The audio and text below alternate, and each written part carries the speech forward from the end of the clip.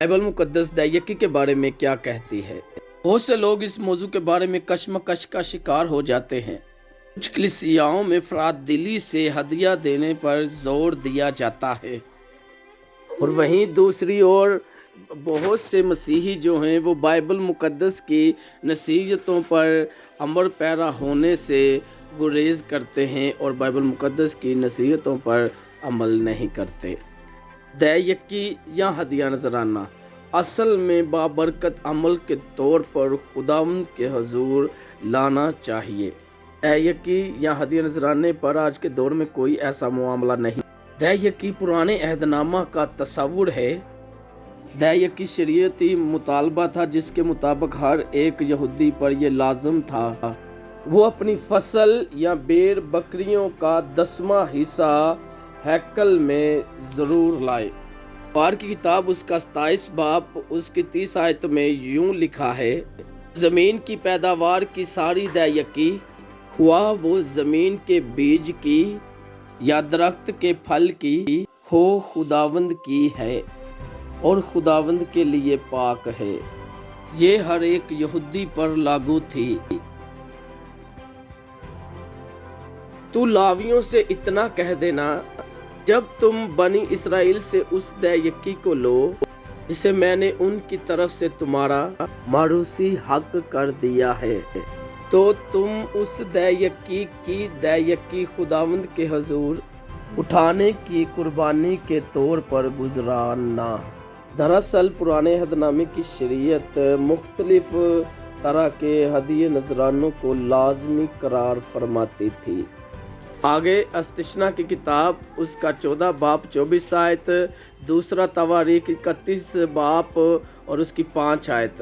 पुराने अहदनामा में ये ज़रूरी था इसलिए कि पहला हिस्सा जो होता था वो लावियों के लिए होता था, दूसरा हैकल का और तीसरा हैकल के मटीरियल वगैरह जैसे कि ईंटें, और चौथा जो है वो मुल्क के गरीब और बेवाओं और यतीमों के लिए होता था। ये तमाम हदियाजात के मजमुआ को 23.30% तक पहुंचा देता था। कुछ लोग दैयकी को टैक्स के तौर से समझते थे जो काहिनों और लावियों की कुर्बानी के इंतज़ाम को पूरा करने के तौर पर था।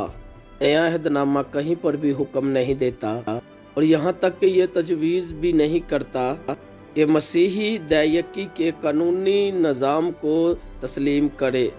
नया अहदनामा कभी भी किसी आदमी के कमाई के किसी हिस्सा की तरफ भी इशारा नहीं करता से दैयकी के लिए वक्फ किया जाना चाहिए, बल्कि सिर्फ ये कहता है हदिया या चंदा अपनी आमदनी के मुआफिक देना चाहिए।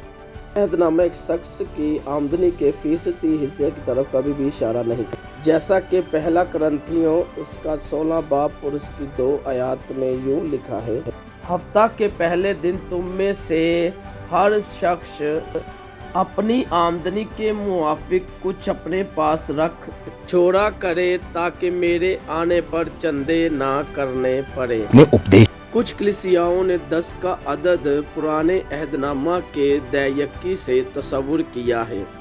उन्होंने मसीहियों पर इसे इस तरह लागू करने की कोशिश की कि कम से कम एक मसीही के घर से इस कदर हिस्सा आना चाहिए। नया अहदनामा पूरे और खुले दिल से और पूरी मोहब्बत के साथ खुदा के हजूर हदिया लाने को कहता है। इसका मतलब ये है कि अगर हमारे पास ज़्यादा है तो ज़रूरी नहीं हम 10% ही दें, बल्कि हम ज़्यादा भी दे सकते हैं। ये सब एक मसीही की काबिलियत पर और मसीह के बदन की ज़रूरियात पर मबनी है। मसीही को ये जानने के लिए कि उसे किस कदर हदिया देना चाहिए, पूरे दिल से दुआ करे और खुदा से हिकमत को मांगे। याकूब उसका 1 बाब उसकी 5 आयत में यूँ लिखा है, लेकिन अगर तुम में से किसी में हिकमत की कमी हो तो खुदा से मांगे, बगैर मुलामत किए सब को फ्याजी के साथ देता है, उसको दी जाएगी।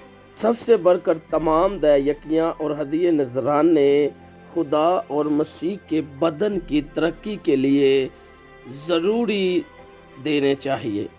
दूसरा करंथियों 9 बाब उसकी 7 आयत में यूँ लिखा है, जिस कदर हर एक ने अपने दिल में ठहराया है उसी कदर दे, ना दरेग करके और ना लाचारी से, क्योंकि खुदा खुशी से देने वाले को अजीज रखता है।